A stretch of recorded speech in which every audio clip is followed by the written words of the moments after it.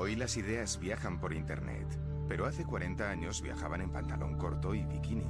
Tras un largo aislamiento internacional, es posible que nuestra homologación comenzase el día en que una española vio a una extranjera en topless y dijo, yo también. Aún está por reconocer la contribución a la democracia que hizo la Costa del Sol y todas las costas de España. Las grandes ideologías suelen entrar de la mano de pequeñas costumbres que los seres humanos adoptan por imitación o intercambio. En este lugar no costó hacer las suyas. Tal vez porque en origen esta ciudad fue fenicia.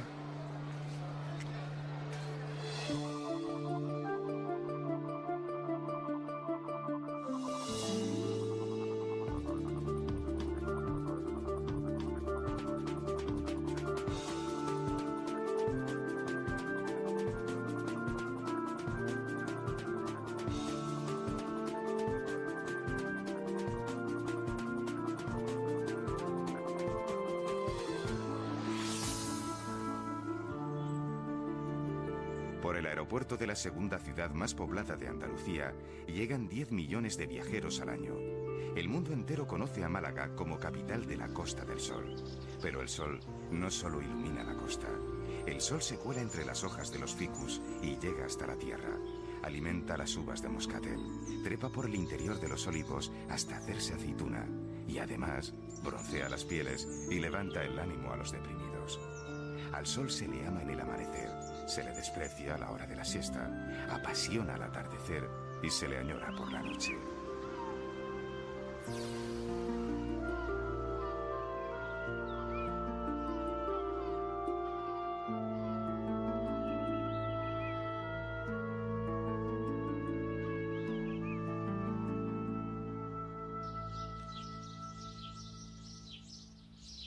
Durante milenios, el sol no logró entrar en este enterramiento megalítico situado en Antequera, a menos de 50 kilómetros de Málaga. Las piedras son testimonios de una cultura desarrollada en esta zona nada menos que hace 4.500 años. Pero el origen de esta ciudad de 600.000 habitantes es fenicio, Malaca. Luego fue urbe cartaginesa y romana, pero sobre todo medina musulmana durante más de 700 años. Tuvo un rico siglo XIX y ya en el XX fue testigo sufriente del desastre de Anual. Casi todos los que embarcaron para Marruecos lo hicieron desde su puerto. Los romanos, siguiendo su instinto práctico, construyeron el teatro aprovechando el declive de la ladera del monte. El teatro fue descubierto hace solo 50 años.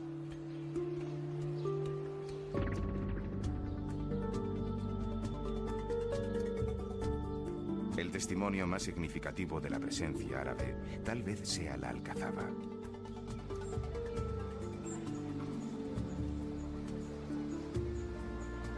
La Alcazaba era ya un lugar de asentamiento romano que reaprovecharon los árabes durante el califato. Se trata de un recinto defensivo que a su vez contiene un palacio. Esta doble función es una idea que habría de encontrar paralelo en la Alhambra de Granada.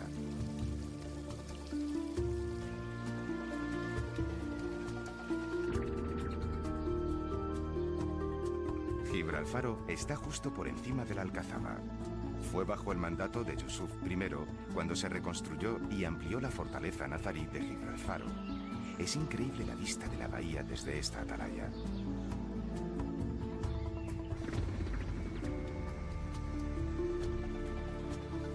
En Málaga no quedan muchos restos musulmanes, pero en el mercado de las Atarazanas se puede observar el magnífico porte nazarí de su entrada.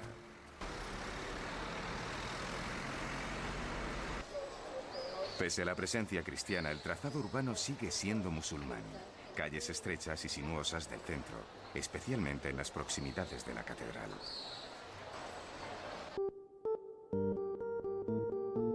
Hay otras ciudades cuya catedral solo tienen una torre, pero los malagueños tienen el humor y el valor de llamarla así, la Manquita.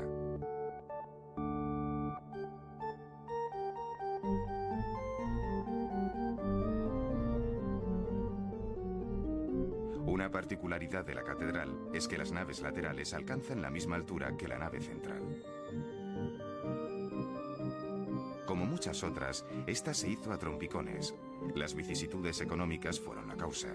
Los sucesivos aplazamientos se prolongaron tanto que en ese tiempo se sucedieron distintos estilos artísticos: renacentista, barroco y neoclásico.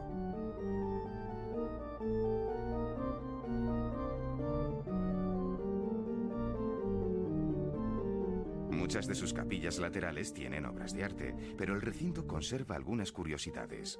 Un cuadro de más de 10 metros de alto, cuyo curioso mérito es que fue pintado sobre la piel de un elefante. No sabemos si de aquel mismo elefante salió el colmillo con el que tallaron este Cristo del siglo XVIII, pero caray, también debió ser grandioso. El crucifijo tiene una altura de 70 centímetros. Entre las joyas del Museo Catedralicio destaca además un Morales y un Ribera.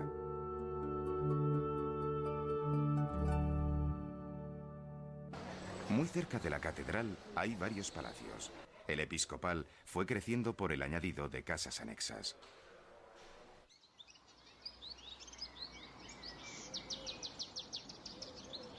En su interior los patios sombrean el mundo privado del mismo modo que los árboles lo hacen en las calles.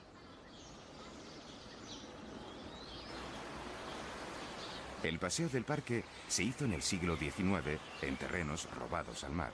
A su vera se encuentran algunos de los edificios más significativos. Los jardines de Málaga tienen una variada y exótica colección de plantas, además de surtidores de todo tipo. Todo habla de su buen clima.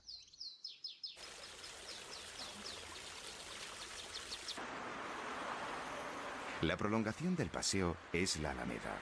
Si en el sur y en verano la sombra se considera un regalo, la sombra de la Alameda tiene la más abundante. Toda ella es un túnel verde hecho con árboles. En Semana Santa toda la periferia viaja al centro. Las calles, sobre todo la Alameda, se transforman en una larga pasarela.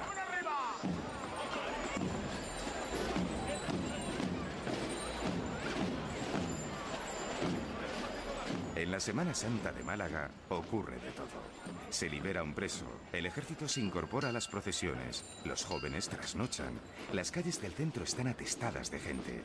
Y entre cofradías suele haber una velada competencia entre mantos, arreglos florales y estrenos. Competencia muy poco competitiva, porque todos son uno y a la vez todos juntos son Semana Santa. No es fácil mover estos inmensos tronos. Para hacerse una idea, no hay más que pensar que en otras ciudades son 30 o 40 los porteadores. Aquí, en algunos casos, son más de 200.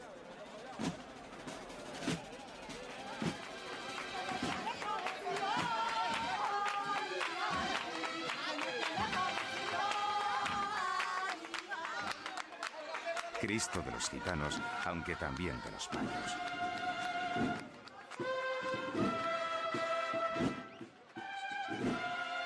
La música de las bandas se entremezcla con el canto repetitivo de los gitanos, que siguen de cerca la figura de un Cristo de piel morena, tan morena como su raza.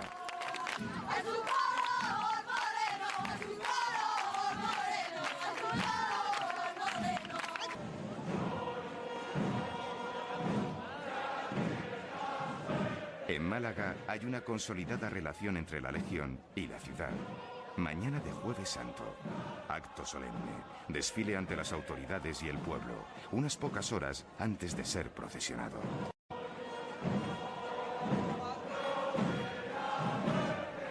En esta cofradía, los legionarios insisten en su himno que son novios de la muerte mientras portan a un Cristo en el momento en que se enfrenta a ella.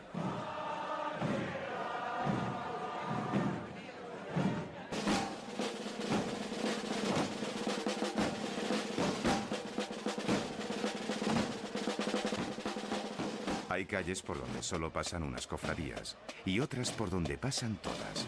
La Alameda es la gran avenida de ida y vuelta, donde las sillas son las orillas que delimitan la frontera entre el río lento de las procesiones y los que vienen a mirar. La frontera entre la multitud que sueña y la que se viste de sueño. Sueño triste que cada primavera recuerda a los católicos la pasión y muerte de su fundador y el dolor de su madre.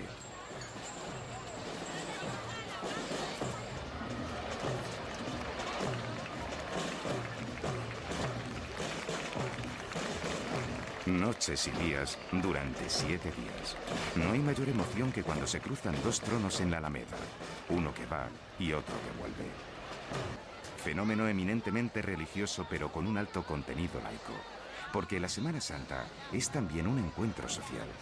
La gente se pone sus mejores galas y aunque haya turistas, es fiesta de malagueños que ven desfilar a malagueños.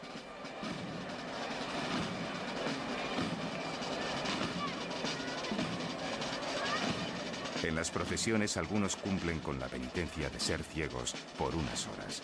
Una verdadera renuncia, porque no ver es perder parte de este laberinto de estatuas, dorados, capirotes, arbotantes, tronos y sedas. Enjambre de sensaciones.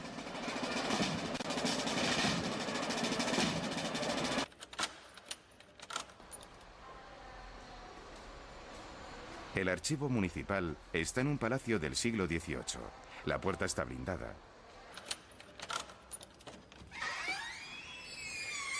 En esta pequeña sala se conservan las actas de los plenos del ayuntamiento desde su formación en 1489 hasta 1968, además de otros valiosos documentos. La memoria de la ciudad en solo 6 metros cuadrados.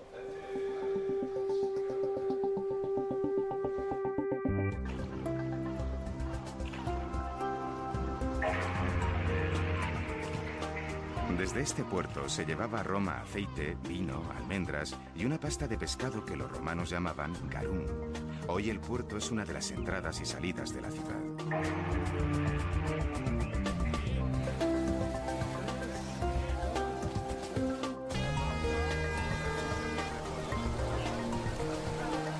En las fiestas de verano, el puerto es lugar de competición de una apasionada carrera a nado.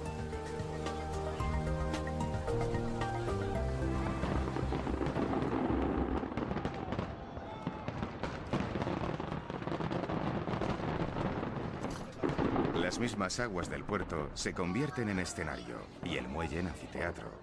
Para los malagueños es como una excursión nocturna donde pocos olvidan la hamaca o la silla plegable, la tortilla o la cerveza.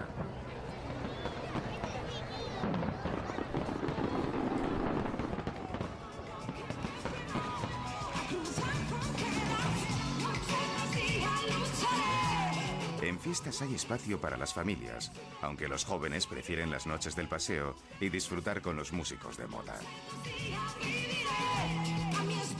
La feria de agosto tiene un comienzo brillante, nunca mejor dicho. El propio alcalde lleva a cabo el encendido de los cientos de miles de bombillas que vestirán de luz las noches durante 2 semanas de agosto.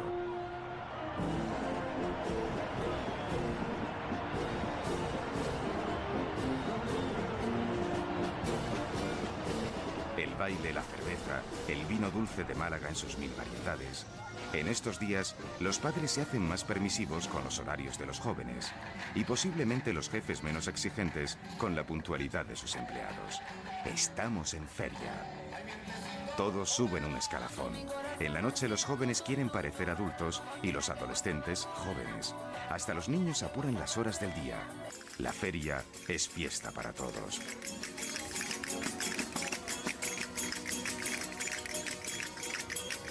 Para las noches está el recinto ferial en la periferia, pero de día hay una feria que llaman del centro y que orbita en torno a la calle Larios. Aunque parezca un baile de brujos, seguimos en Málaga. Típicos de los montes, los verdiales, son un baile curioso y de oscuro origen.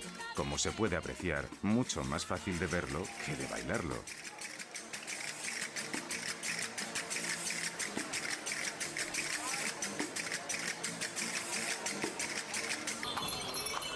El que la fiesta más importante de la ciudad se celebre en agosto es debido a que en ella se conmemora la Reconquista cristiana, el 19 de agosto de 1487.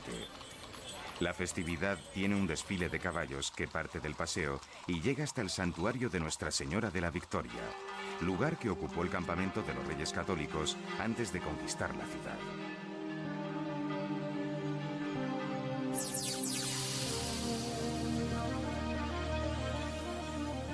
El camarín rococó de Nuestra Señora de la Victoria alberga la misma estatua que acompañó al rey católico en aquella gesta.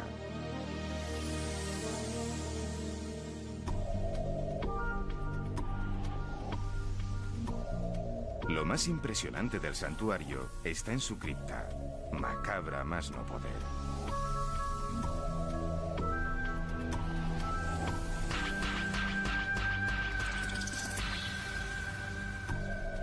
El discurso barroco de la vida entendida como un valle de lágrimas permitió que en el panteón se hiciese un trabajo en escayola sobre el purgatorio que eriza los pelos del más templado.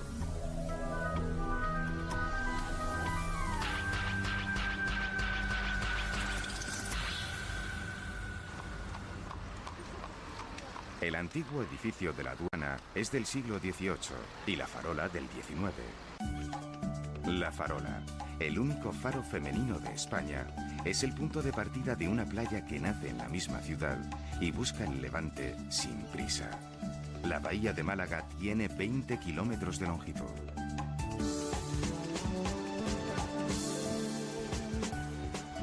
Las playas de la Malagueta y el Palo son lugar de descanso de malagueños y foráneos.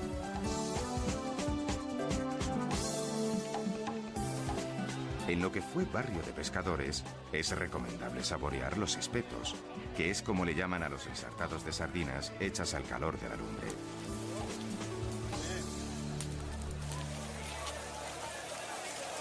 La gastronomía malagueña está muy vinculada al mar, pero siempre se puede degustar un gazpacho, un ajo blanco y otras exquisiteces de la gastronomía andaluza.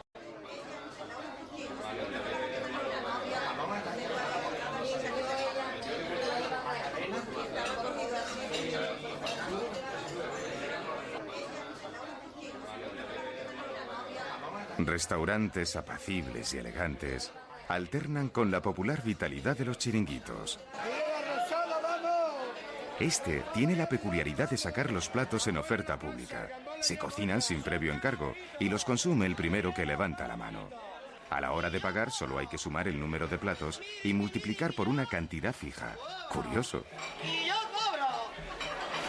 ¡Y yo cobro! En Málaga abundan esquinas que tienen forma de curva.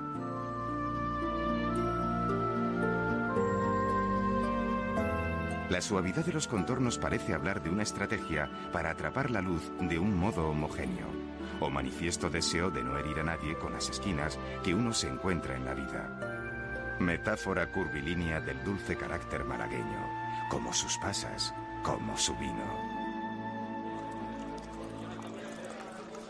Los vinos de Málaga se pusieron de moda en toda Europa, pero fue la plaga de la filosera, en el siglo XIX, la que acabó con aquella riqueza vitícola.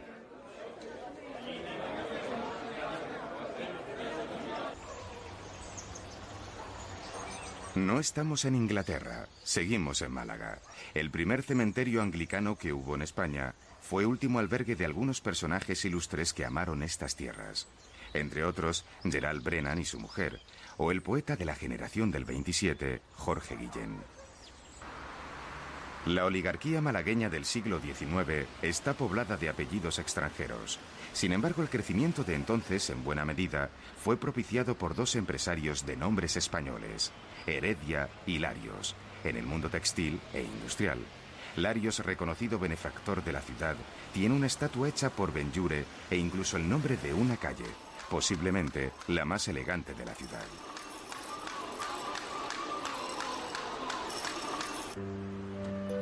En aquella época estaba de moda los estilos históricos, de modo que si el edificio de Correos, hoy rectorado, era neomudéjar, el ayuntamiento a su vez era neorrenacentista.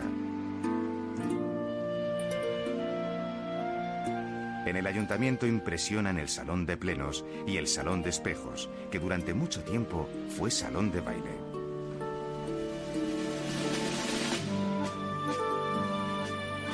De la Málaga industrial, aún quedan las chimeneas en la zona de Poniente. Playa recuperada no hace mucho para disfrute de todos. En fin, el siglo XIX fue rico y próspero, especialmente para unos pocos.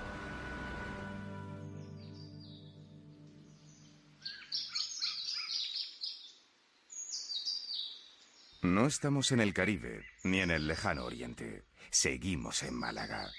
El Jardín Botánico Histórico de la Concepción lo es gracias al empeño de una dama de aquella oligarquía decimonónica llamada Amalia Heredia Livermore. la mujer aprovechó la flota mercante de su marido para hacerse con especies arbóreas de los 5 continentes. La vieja mansión, con sus 50 habitaciones, sirvió de disfrute no solo a sus dueños, sino a intelectuales, artistas y políticos de aquella época.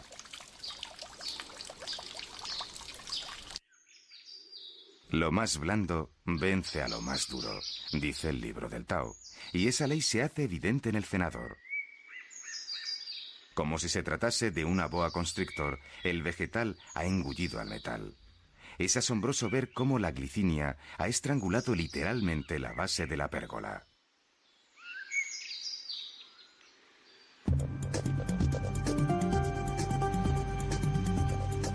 Málaga está regada por el Guadalhorce y dividida por el cauce del río Guadalmedina.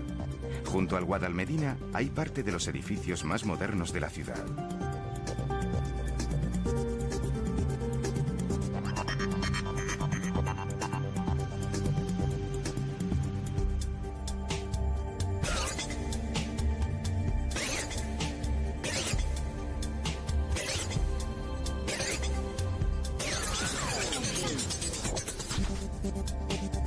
El CAC, reciente centro de arte contemporáneo, está ubicado en lo que había sido mercado de mayoristas.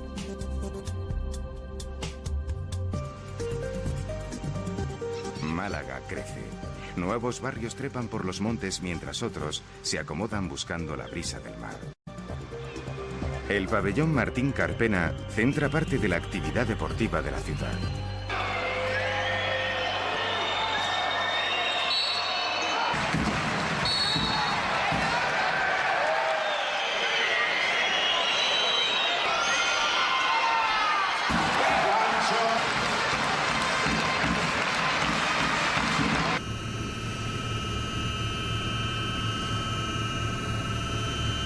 Estética futurista.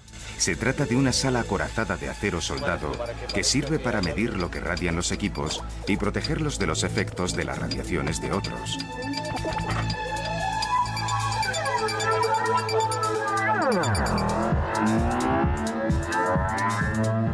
No estamos en Silicon Valley. A una costa de parecer otro sitio, seguimos en Málaga. Empresas de investigación punteras se han agrupado en torno al polígono del Parque Tecnológico de Andalucía. 60.000 metros cuadrados construidos. La ciudad cuenta desde hace poco con un palacio de ferias y exposiciones dotado de la más moderna tecnología al servicio del mundo del negocio.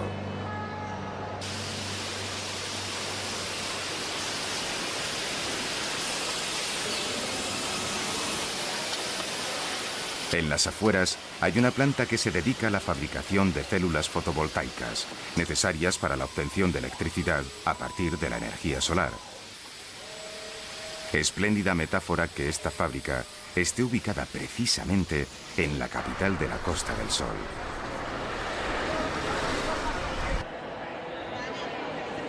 Málaga joven. La universidad está situada en la zona oeste. De ahí saldrá el verdadero motor de la Málaga del futuro. Por el momento son cerca de 40.000 estudiantes los que diariamente ocupan este campus. Si uno quiere saber cómo era la Málaga de la generación de nuestros abuelos, no tiene más que cruzar el umbral del Museo de Artes Populares y abrir bien los ojos. Aquí paría la familia Hinojosa. Este bordado era de una tal María África Domínguez.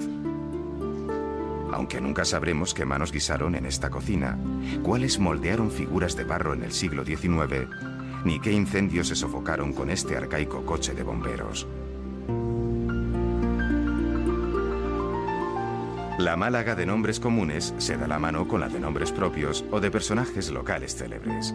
Ana Delgado Briones, telonera de cuplé que terminaría casándose con el marajá de Capurtala. Total nada.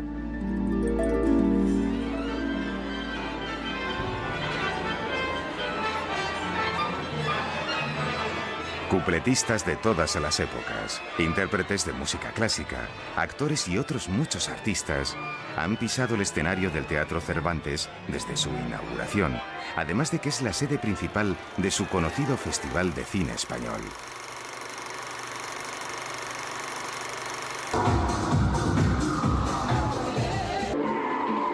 Gente joven, noches de Málaga. Hay muchos otros sitios dispersos, pero como en muchas otras ciudades, la moda sigue estando en la agrupación de locales y opciones de ocio.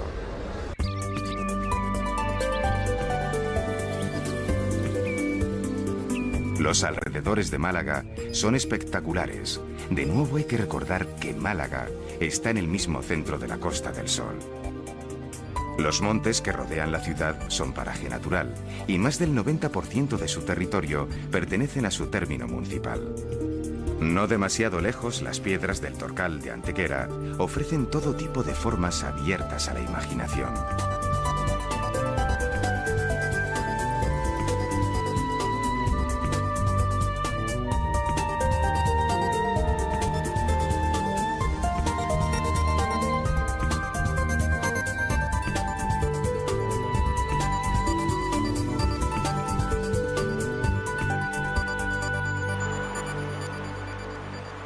La flamante calle Larios desemboca en la Plaza de la Constitución. El casco antiguo de Málaga no es muy abundante en plazas, pero en el de la Merced nació el malagueño más internacional. En esta casa vio la luz Pablo Picasso.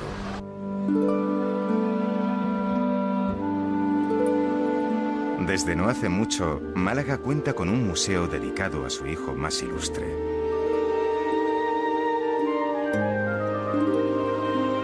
En un palacio rehabilitado del siglo XVI, 8.300 metros cuadrados dan cabida a unas 200 obras del artista, esculturas, cerámicas y pinturas. Se dice que Picasso siempre llevó la luz de Málaga en su retina, y nadie como él, además de Goya, integró el mundo taurino en la pintura. La Plaza de Toros de Málaga tiene fama y sabor, aunque la transformación urbanística de su entorno la ha dejado aislada, un poco trasnochada, como de otro tiempo.